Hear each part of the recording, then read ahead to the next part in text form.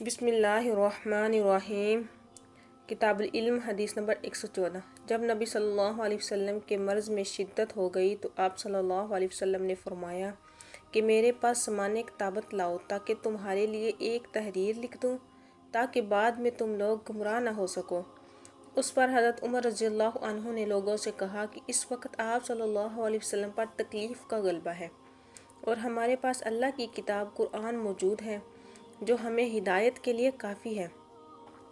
اس پر لوگوں کی رائے مختلف ہو گئی اور شور و غل زیادہ ہونے لگا۔ آپ صلی اللہ علیہ وسلم نے فرمایا، میرے پاس سے اٹھ کھڑے ہو، میرے پاس جھگڑنا ٹھیک نہیں۔